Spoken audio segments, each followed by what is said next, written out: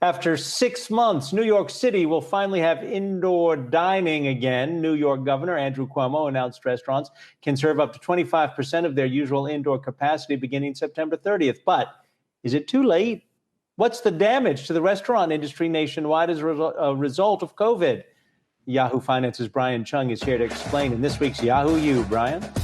Well, Adam, class is in session, and this is a critical conversation because although the restaurant industry represents about 4% of U.S. GDP, it employs a larger share of the total labor force at about 8%. So let's take a look at the numbers, and you'll see that it's not quite a full V-shaped recovery taking place. So let me just pull up a quick slide here.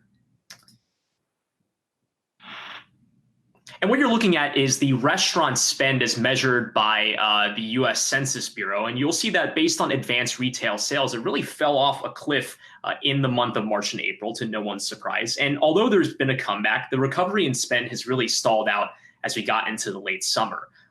Again, this is restaurant spending here. So if it's not all the way in full form, what does that mean for employment in the restaurant and bar space nationwide?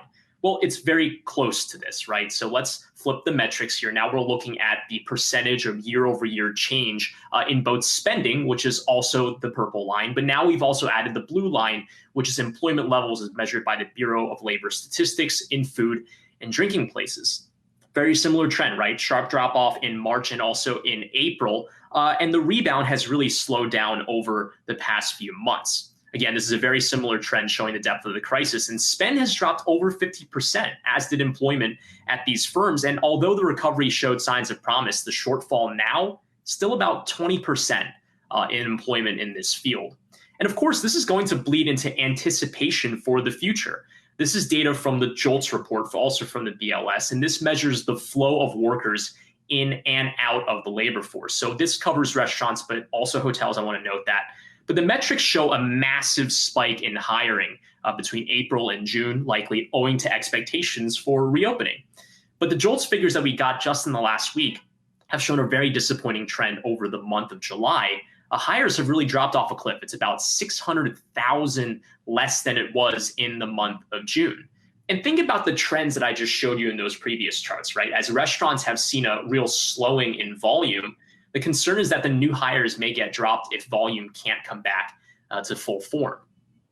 Now, one major concern here is the collapse of restaurants entirely. This data comes from Yelp, and this comes from July, showing that based on listings, which covers more than just restaurants, to be fair, about 55% of businesses that were marked as closed on Yelp have now closed for good. And if they do close permanently, that's full erasure of their workforces. That'd be devastating because those jobs would not very easily come back. And with restaurant and bar spend plateauing since July, again, as I showed you, who knows if that figure is going to look like an uptrend or a downtrend in the future. I think, personally, it could point to an uptrend. Now, here in New York City, though, the situation has been extremely dire. This is the year over year change in New York City employment in food and drinking places, right? Outdoor dining, which has been in place since earlier this summer, has not really recovered a substantial share of pre-pandemic employment. At the depth of the crisis, this industry had 70% reduction in total payrolls. And even now, we're still at about 60% fewer employees if you compare payrolls to the same period, which would be July last year. So the question is that with New York City reopening, albeit with 25% capacity at the end of this month, is that going to help the employment come back here in New York City? Well, we can see examples from other areas of the country that have reopened. So this chart, orange is still New York City, but I've now added into the mix Austin, Texas, which is the purple line here, in addition to the state of Arizona, which is in the blue line here.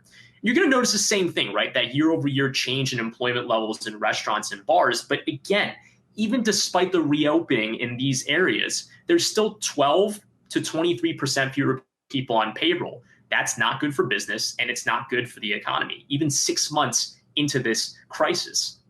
Now, the problem here is going to be defining why the shortfall is happening. Now, obviously, anyone watching this is going to say if there's restrictions on indoor capacity, which they do exist in Arizona and Texas, about 50% in both areas, that's going to be hard to recover any sort of funds, right?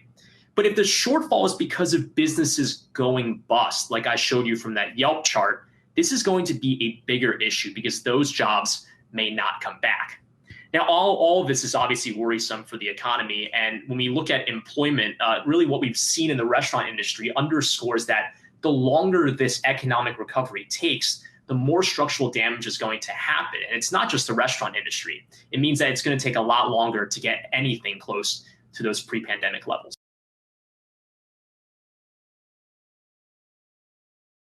Hey investors, Zach Guzman here. Are you interested in learning more about the markets and getting the latest financial news? Well, then click right here to subscribe to our Yahoo Finance YouTube channel. Get the latest up-to-the-minute market analysis, big interviews in the world of finance, and information on how to manage your money every day wherever you are.